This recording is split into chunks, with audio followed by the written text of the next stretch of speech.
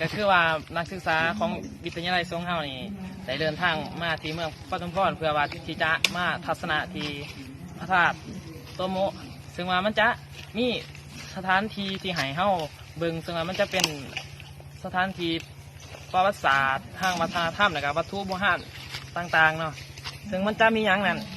ก็ไปเบิ่งพร้อมๆกันเลยเขาจะไล่ไปสัมผัสนักศึกษาแต่ละองค์แต่ละท่านเนาะว่ามีความรู้สึกแบบไรที่ว่าไหลลงมาทัศนะที่ว่าพระธาตุโตโมะเมืองปทุมพรแข่งกับสร้างงานครับมันจะมาสัมผัสอาจารย์ที่ว่าเพิ่นได้นำผ้านักเรียนนักศึกษาทัศนะว่าเพิ่นมีความรู้สึกแนวใดที่ว่าไหลลงมาทัศนะอยู่ในครั้งนี้ครับ โดยน้อมนมัสการพระอาจารย์เนาะการลงมาทัศนศึกษาในครั้งนี้อาจารย์ก็รู้สึกฝากภูมิใจเป็นอย่างยิ่งเนาะอันแรกก็คือได้มาถ่ายทอดความรู้ให้นักศึกษาเฮาได้รู้ถึงประวัติความเป็นมาแต่กับสถานที่ศักดิ์สิทธิ์แห่งนี้ก็คือบ้านตุมูเนาะเป็นสถานที่ศักดิ์สิทธิ์แดงวัฒนธรรมในยุคสมัยพร้อมแต่เมื่อก่อนเนาะก็รู้สึกภาคภูมิใจร้ายเนาะแล้วก็ยังสีไปให้ข้อมูลเติมอีกแล้วก็อะไรความรู้ทางด้านวัฒนธรรมความรู้ทางด้าน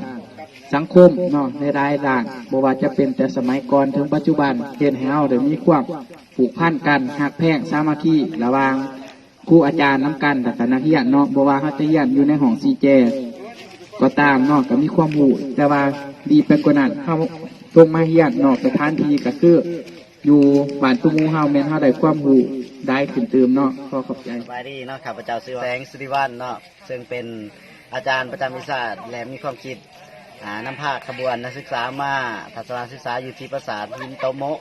บ้านโตโมทาเมืองปทุมพรแข่งยามประสาทรู้สึกว่ามีความภูมิใจหลายแล้วก็ได้เห็นสิ่งหลายอย่างที่ว่านอกจากตำรานอกจากการบันทึกแต่ว่าเฮาก็ยังสามารถเห็นปราสาทตัวจริงเนาะอันนี้ก็คือความภูมิใจว่าอย่างยิ่งว่าการทัศนศึกษาครั้งนี้จะเป็นนิมิตหมายอันดีแต่จะบ่เป็นเทื่อสุดท้ายเนาะแล้วก็จะพยายามมาหาตลอดนะพวกข้อมูลอันนี้ก็รู้สึกเนาะดีใจหลายเนาะสัมผัส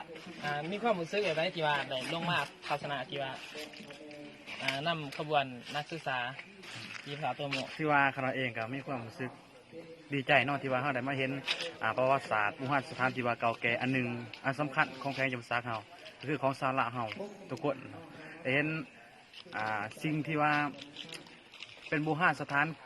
ที่สำคัญนักศึกษาที่ว่าพระเจ้าในสอนมีบุตรใส่เนาะให้นานนักศึกษาสายบัสลาวมรรณคดีในโรงมาทัศนศึกษาที่สถาน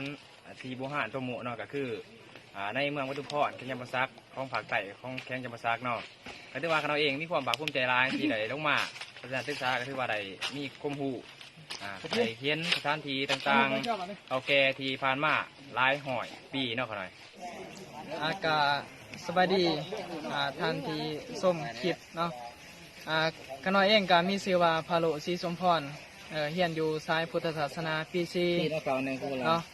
ก็ถือว่ามื้อนี้ก็ความรู้สึกก็รู้สึกดีใจหลายที่ได้มาเห็นสถานที่อันแปลกใหม่เพราะว่านี่ก็เป็นสถานที่เป็นเรียกว่าเป็นมรดกเนาะเป็นมรดกของประเทศลาวเฮาก็ว่าได้ที่ว่าในความภาคภูมิใจของขน้อยนี่แม่นภาคภูมิใจหลายที่สุดเนาะเพราะว่าเป็นความรู้เป็นการศึกษาสิ่งใหม่ๆเห็นให้เฮามีความรู้ความสามารถหรือว่ามีความรู้เกี่ยวกับประวัติศาสตร์ทั้งหลายๆด้านเนาะที่ว่าขน้อยก็สิฝากความสำนันเนาะขอขอบใจ